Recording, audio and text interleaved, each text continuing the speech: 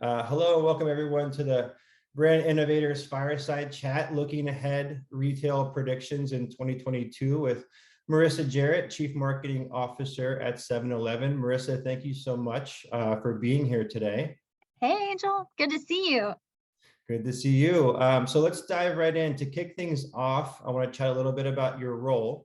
Yeah, In more recent years, the CMO role has evolved quite a bit to keep up with emerging digital platforms and just changes in shopper behaviors. Can you walk us through a day in the life of a modern CMO in retail? yeah. Well, there is no typical day in the life, as we all know. It changes every single day. But I guess I would start off with first just saying that, as CMO, as with any marketer, really our first role is to understand and represent the voice of the customer or the consumer, is to be an advocate and an ambassador for the brand that we're building and growing, and ultimately to generate demand for the products and services that we're offering in the marketplace. And so that's really my heart and soul and the core of what I do every day. And how I do that is really what I think getting at your question is how you actually do that effectively as a CMO. And it's not enough to just be a great functional leader. It's important to also be a great, really general manager and to be able to partner cross-functionally and harness the resources and the strength and the input of all of the enterprise in order to do those things, to generate that demand and grow the brand with your customers. We take a really analytical, data-driven approach to marketing. And as part of that, I've made it a point to build a strong relationship with our entire finance team, and in particular, our CFO, to help enroll them in the process and to help them understand how marketing is an investment tool that can be deployed to drive the business. And so with the partnership of our finance team, we've actually defined how to measure the impact of marketing on the business much better than today than we ever have in the past. And in addition to the finance team, I would say that there is just huge partnership that I have and that my team has with other critical functions like our digital function, our IT function. Obviously, our merchandising function is key. And then just as a multi-unit retailer, our operations function, because we know if it don't happen in the stores or in our digital platforms, then ultimately that marketing that we've worked so hard to develop is not driving the business impact that we want it to. So that's really the role of a CMO today. And just kind of personally, I am what I like to describe as a right brain and a left brain thinker. And so I love what I do because I get to do the creative, strategic aspects of marketing, and I can balance that with the analytical, financially driven, operationally driven parts of how our business runs. So that's it kind of in a nutshell. I love that kind of that balance of EQ meeting IQ, which is so Yeah. important for CMOs today to understand kind of the analytics of it all, but never lose sight of creativity and what really drives emotional connections with your customers.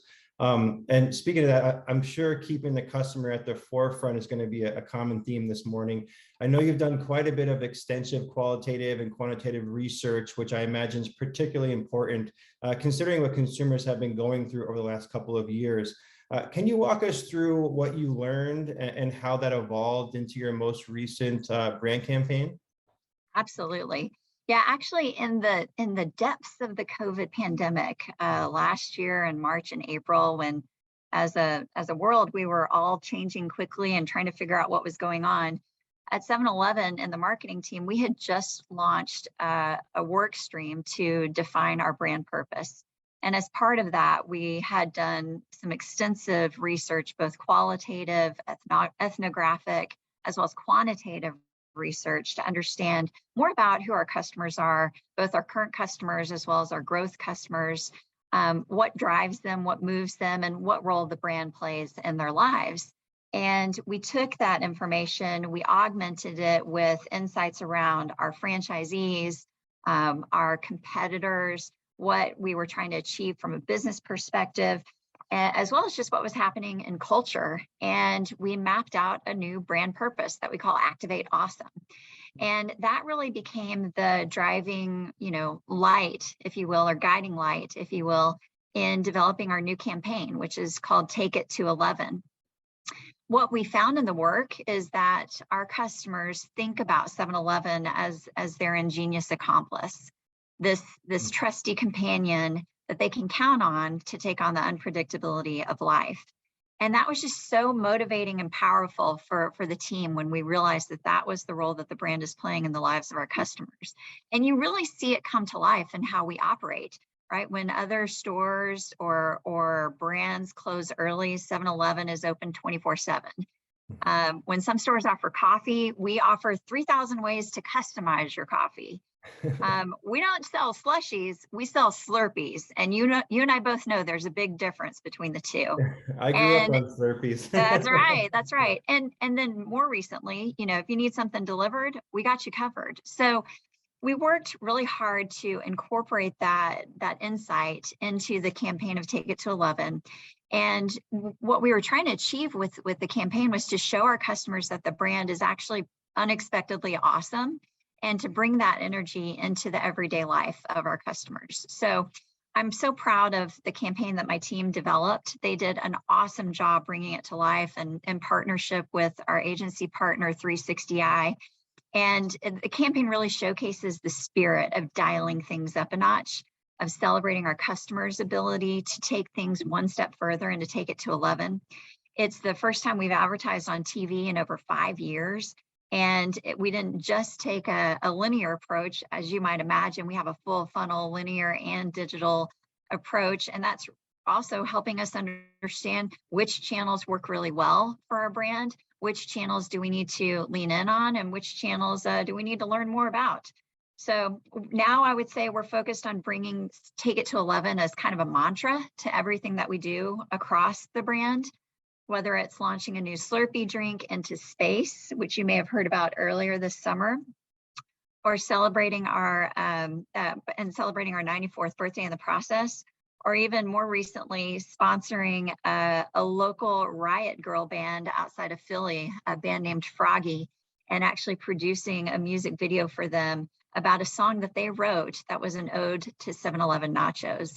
So it's kind of infusing the whole team with really a guiding light, and really creating hopefully a spirit for the brand that will be familiar to many of our customers, and I think also really kind of fun and exciting for people who know about the brand but maybe haven't considered it or shopped it recently.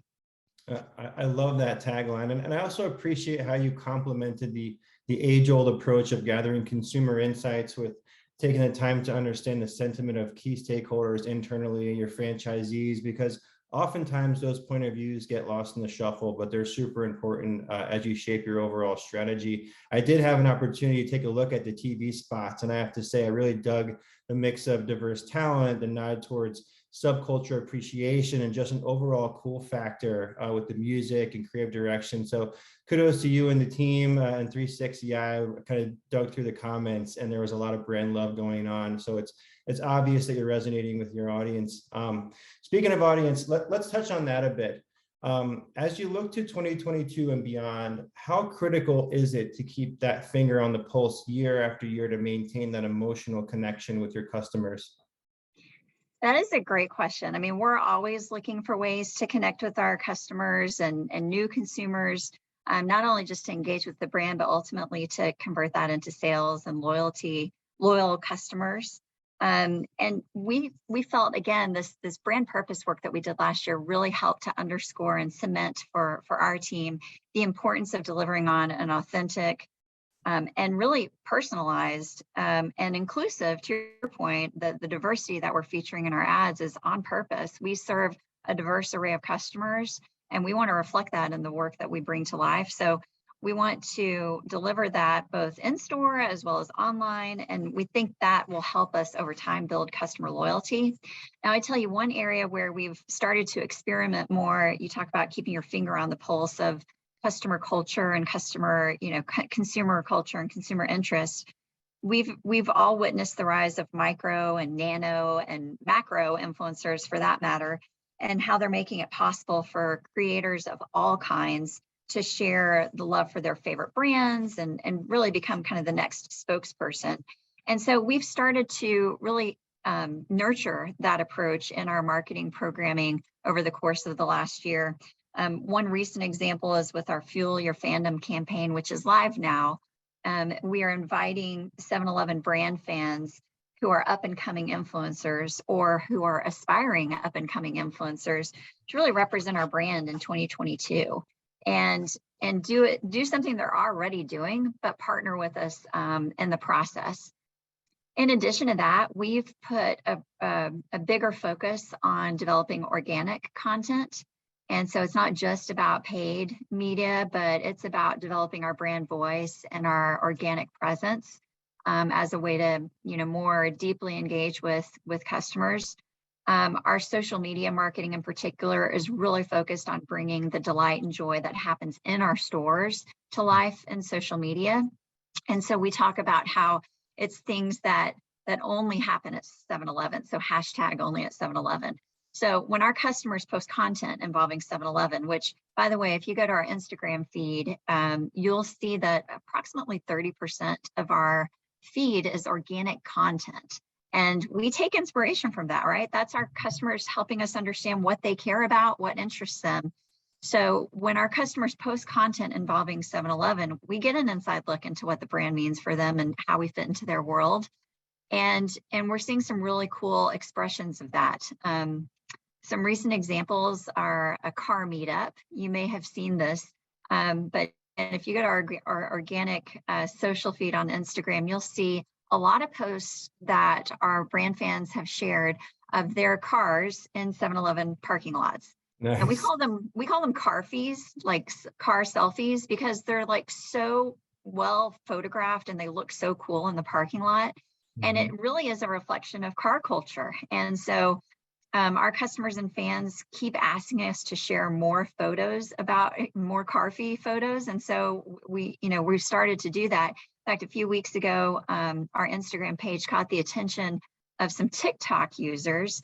It went viral, and suddenly 7-Eleven fans and car enthusiasts alike were planning an unofficial nationwide meetup of cars at local 7-Eleven stores. Wow. Where they could take cool photos inspired by everything that they were seeing online. So we took that, we alerted our stores that, hey, there's this car meetup that's going to happen on November, I think it was 5th or 6th. It was a Friday. And, how can we be prepared for these guests that are going to be visiting our stores and celebrating their cars? And it turned out to be a really great event for both our customers and car enthusiasts who showed up at the meetup, as well as for our stores who loved having this kind of new occasion, if you will, at their stores on a Friday night. Yeah, that's awesome. I'm sure they appreciate the foot traffic and something fun to see for the customers. Yeah. When consumers are proactively engaging with the brand by way of creating their own content, that's when it's a great sign that you're going in the right direction as a brand. Let's pivot a bit to some big bets this year by way of acquisition. Yeah. This year, 7-Eleven acquired Speedway, which effectively kind of grew your sales footprint, I imagine, in complementary markets. But I also imagine there's more opportunities to scale your loyalty efforts now with robust first-party data. Can you give us a sense of how 7-Eleven is preparing for 2022 and beyond when it comes to utilizing first-party data specifically? Absolutely. I want to share a couple of different examples because we are very focused on it for 2022. And I know the topic of this conversation is 2022 predictions. And I fully expect first-party data and personalization to be a common theme across all of these discussions with the panelists. But I would also just tell you, we've been doing this for a while, and we've been leveraging our first-party data and first-party loyalty member data to understand what do they care about? What do our customers need and want? And how do we then tailor our marketing to deliver on their needs and expectations? And one simple example of this that I'm sure many marketers in the audience probably remember, again, going back to COVID, May of 2020, when we were all trying to figure out, what kind of advertising is appropriate at this point in time? How do we connect and help our consumers or our customers? We actually leveraged our first-party data and first-party loyalty data and augmented it with third-party data to do a segmentation of COVID risk tolerance, Hmm. to understand our customers' comfort level with shopping in our stores during COVID. And based on their risk tolerance or their comfort level with coming into the stores, again, this was May of 2020, so really at the height of the pandemic, we targeted our advertising to them accordingly. So for a customer who was risk averse or really concerned about shopping in stores and wanted to not be going out into the marketplace, then we served them advertising that focused on our delivery platform so that they could shop our assortment and have it delivered to their house with a contactless option, fully safe, et cetera, exactly what they needed, right? For those customers who were less risk averse and who wanted to get out to the marketplace, we were able to serve them with ads about our contactless transaction options that were available in store and the different kinds of assortment that we were bringing into the store, like larger sizes of take-home items, et cetera, that they needed, or toilet paper. As everyone remembers, there was a toilet paper shortage last year, right? So we were able to target our marketing in that way. And we benefited from the ability to leverage our first-party data as well as loyalty data to understand what our customers needed and then tailor that marketing message to them. More recently, we've made strides in strengthening our personalization program. And you're right, we acquired Speedway in May of this year, and Speedway has a robust loyalty program called Speedy Rewards. Some of the audience members might actually be members of Speedy Rewards. And so if they are, they'll know that that program's been around for about 15 years. So it's well established in the marketplace. And combined with the 7-Eleven Rewards program, we have access to tens and tens of millions of loyalty members' purchase information now. And so it represents an awesome opportunity for us to kind of take the next step in understanding what they need, what they want, how we reward them for purchasing and their loyalty in our stores and on our digital platforms, and really kind of give them and serve them up with the offers, the innovation, even access to exclusive experiences that they care about and that help make their lives better. So we're well on our way there. What's been really cool lately is integrating all of the different digital features that we're rolling out or that we have rolled out during COVID. Things like our mobile checkout program, our 7-Eleven wallet, our fuel loyalty program, delivery obviously continues to expand, along with the continued innovation of our product assortment. That's really making a difference in the lives of our customers and making their lives hopefully more convenient and more enjoyable.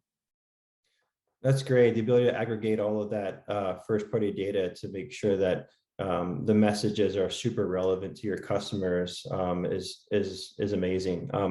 Along the same vein as loyalty marketing, in a post-pandemic world, the retailers that seem to be winning most are the ones that make it as easy as possible for customers to get what they need, when they need it, and however they prefer to shop.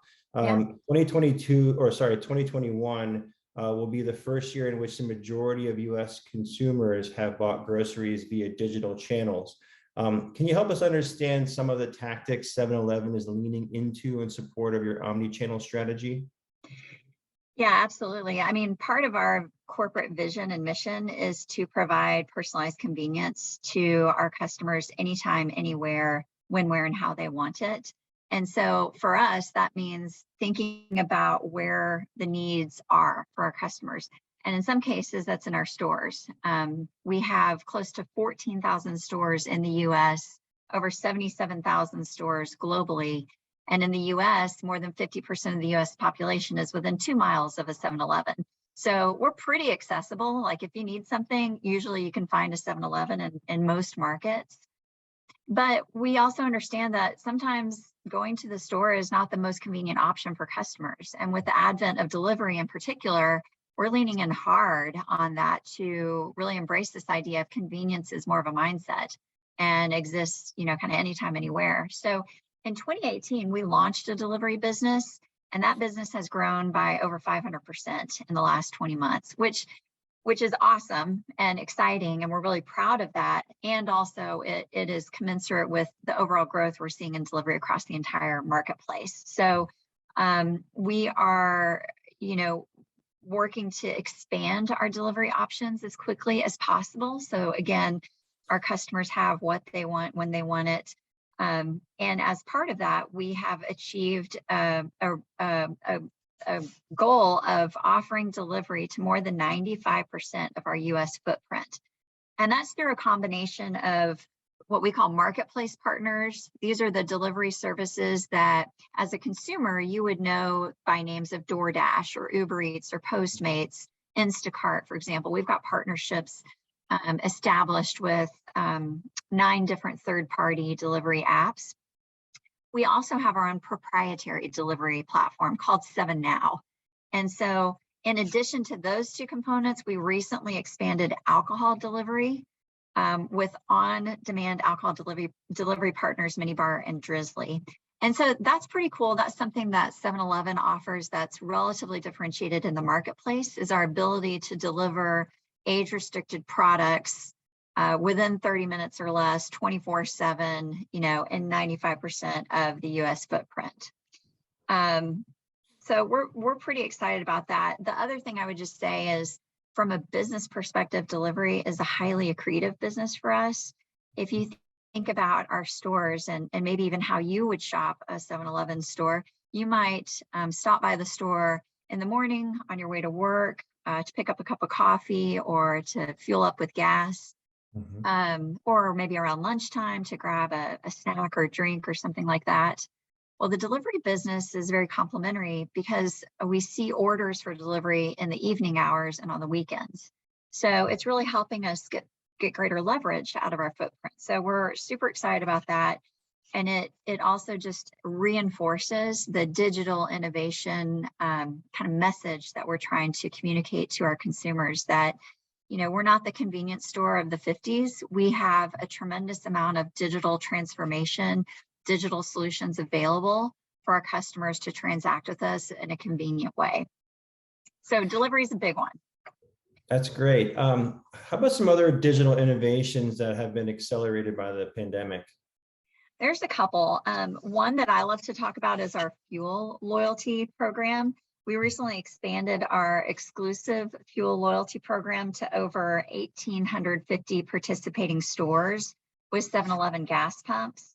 And what's so cool about that program is that you can actually transact through voice at the pump. And so talk about convenient and contactless transaction for fuel. You're also able to lock in prices at a lower rate up to 3 days in advance. So there's some really cool technology there that we're experimenting with. Additionally, we have an in-house R&D team, and they've developed a lot of great technology, one of which is a cashierless store. And so we are in the early stages of expanding out the cashierless stores, which will be another way to provide, contactless convenience to our customers. That's awesome. Yeah, I remember, it feels like yesterday when I was putting my plastic gloves on at the gas pump. So yeah, definitely great innovation there. Let's quickly touch on measurement. So incrementality, sales lift, ROAS, these types of metrics seem to be moving kind of towards the top of the list across all the budgets that CMOs manage. How does 7-Eleven approach all things measurement to optimize and ultimately determine whether a campaign was successful? Great question. We really think about it in a couple of different ways. I mentioned earlier that the finance team is one of our strategic partners internally. And so early on, we had established this idea of thinking about how we deploy marketing as an investment to drive the P&L and to drive the balance sheet. And so the measurement, the KPIs that we track actually correlate to P&L metrics and to balance sheet metrics. And so, for example, we use test and control methodology. We've got 14,000 stores, so we fortunately have the ability to run test and control models relatively easily. So we use test and control methodology as well as marketing mix measurement to assess the impact of marketing on the business. And those two methodologies really correlate with the P&L impact, which would be sales, trips, orders for delivery, et cetera. Then we also use more what I would describe traditional marketing methodologies to evaluate awareness, consideration, brand equity, and health. And those correlate to what we call balance sheet KPIs. So we're trying to grow the business overnight and grow the brand over time. We need to be doing both. Now, in addition to that, we employ all of the best in class campaign measurement tools, marketing measurement tools to ensure we're getting the right ROAS that we want to achieve, the right efficiency metrics and effectiveness metrics. And I would tell you, we measure a lot of different things, not just about the marketing campaigns, but also about consumer perception, both of our marketing, but also of the in-store experience, of our products. We're constantly testing new products and trying to understand what will drive the most purchase intent and ultimately trips to the store and build baskets. So we use a variety of different methodologies, but we are focused, primarily on making that connection between the marketing investment to the P&L and to the balance sheet. That's great. And again, kind of always going back to keeping the customer at the forefront, and it's always nice when your efforts lead to sales lift. Having been kind of myself on the agency side, the brand side, and even on the publisher side with Target's Retail Media Network, Roundel, before joining the trade desk, something that I've found fascinating as of late is all the new hats that you have sitting around a CMO's table. They all have different budgets, objectives, KPIs, and hopefully all ladder up to a through line strategy. In the past, there was clearly defined swim lanes across these teams, so to speak. But what steps is 7-Eleven taking to approach marketing holistically so that the right hand knows what the left hand is doing? Yeah, that is probably one of the hardest parts of the job.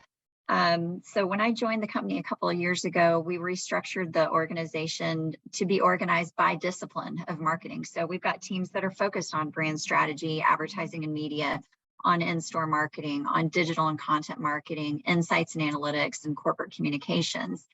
But it's not enough and that's because we are working to develop specialization and expertise in those areas. We need those capabilities in order to build competitive advantage and really build our brands to achieve the aspirations that we have for them. But that's not enough. We also have to be the best collaborators, the most agile marketers in order to, frankly, keep pace with the business and with our customer. And so we work really hard at developing, tuning the collaboration processes that we need to have inside our department, so across our teams, as well as with our cross-functional partners, to ensure that everyone has enough of a finger on the pulse to understand what's happening across the business and can calibrate and adjust their discrete areas accordingly. And so that we have those handoffs really well grooved so that we can move quickly, we can react as business needs change, and ultimately just create a really holistic 360 program that drives the business. So I would say that's probably an area of our team where we are constantly working to improve. And you might be tempted to go down a path of just process improvement. And while I would tell you that's important, we have found that it's equally as important to define a really strong culture and to do the good work on building our culture so that we trust each other, we understand each other in terms of our communication styles and approaches. There's a lot of empathy built into how we partner together. And I mean, I know this is going to sound weird, but I'm just going to say it, we kind of love each other on the team. There's a lot of love for each other on this team and respect and admiration for the work that each team is doing. So that makes it a lot easier to just pick up the phone or shoot a text or stop by someone's desk or ring them up on Teams or Zoom when you've got a question, you need to, make a change, you have a different point of view that you want to share. Makes it easier to collaborate and move quickly. And so the process piece is important, but probably the cultural piece is as important. And recognizing that cultural impact, that leadership, is a key part of how we work together on the marketing team. So we have all sorts of recognition and programs in place that help do that so that people know that they're making a difference, they're making an impact, and the what and the how are equally important.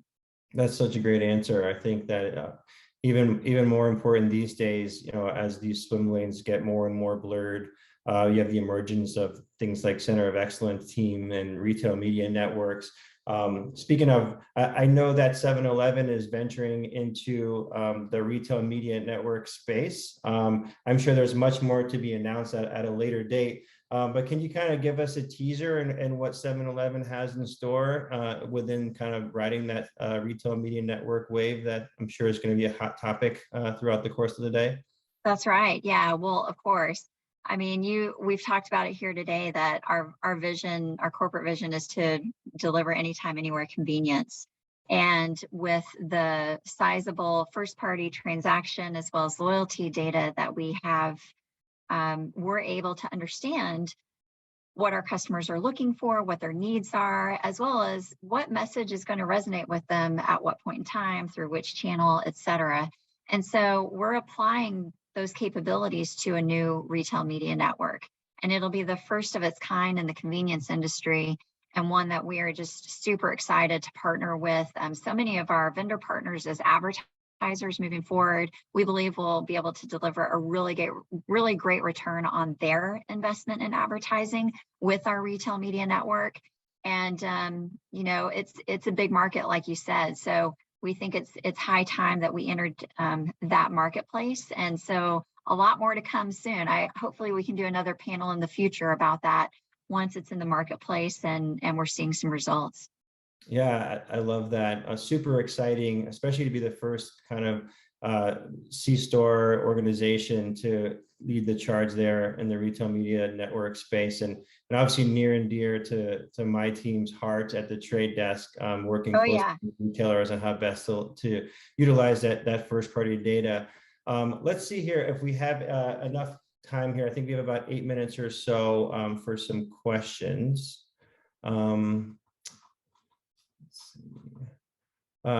First one up here is, what channels have you found to be most successful in your marketing mix?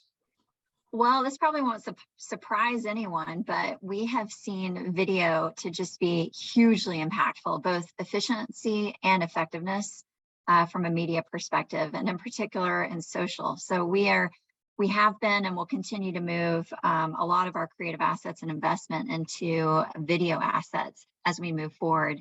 Aside from that, it kind of depends on the purpose of the objective of the campaign and what we're trying to achieve. We evaluate the success of a channel based on what the objective is. And so if it's an efficiency, then one channel might be more effective. You know, if it's effectiveness, then another channel might be more effective. We try and balance all of those together to get to, you know, a holistic definition of success. But I think just one in particular that's really been, you know, a rising star this year has been the impact of video across multiple channels, in particular paid social. How do you account for all the new specialties and skill sets when building out your marketing organization? It feels like every day there's a new expertise or subject matter expert or discipline to account for as you're building out, you know, your team structure in hopes that it's balanced and set up for success.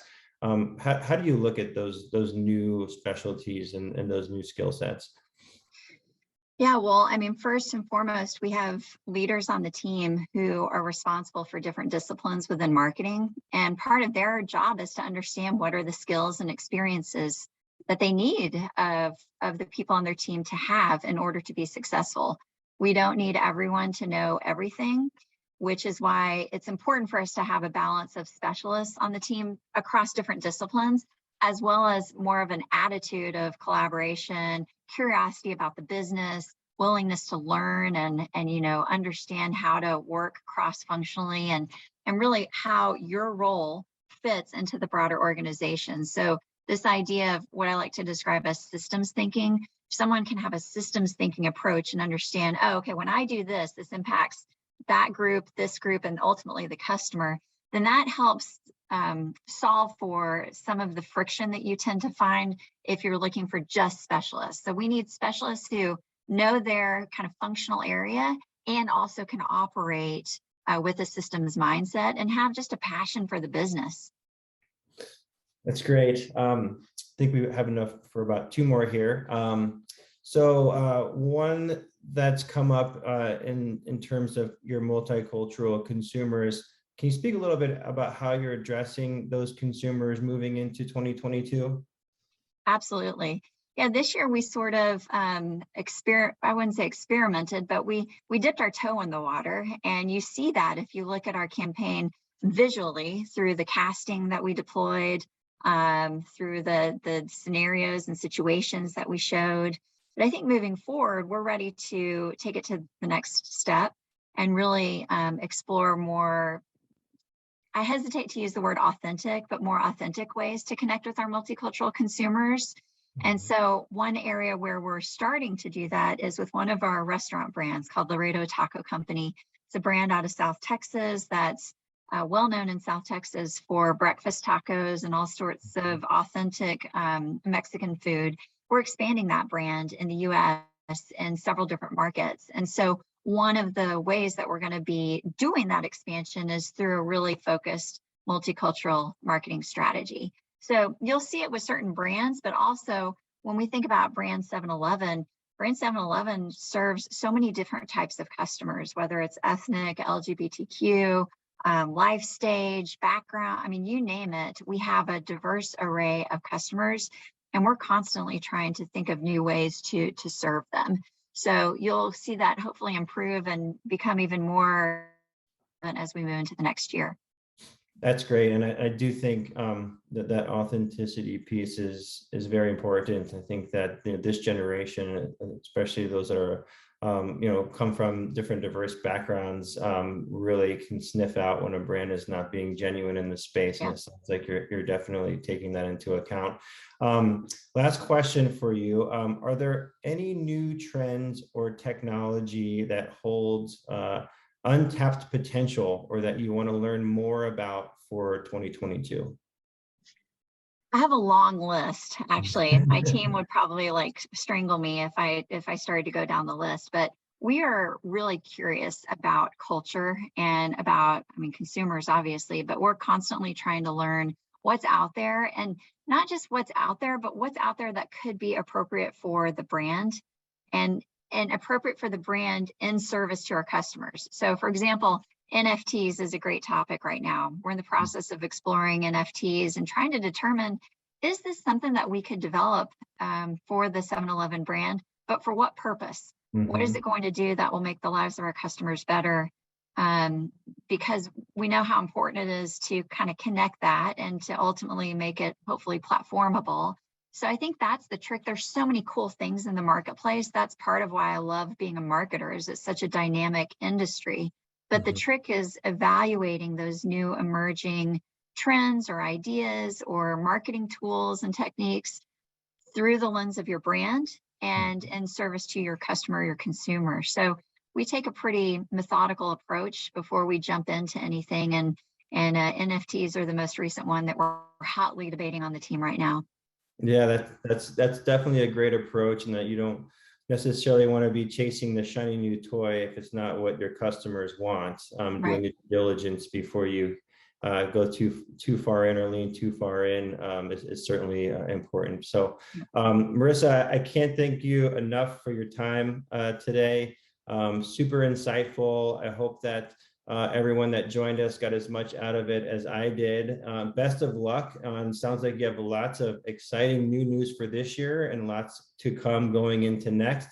And I have no doubt that under your leadership, there's big things to come and lots of success to come. So thanks again, and hope to do another one of these with you sometime in the future. Awesome. Angel, thank you so much. I've appreciated the time, and hope everyone has an awesome holiday. Enjoy the day.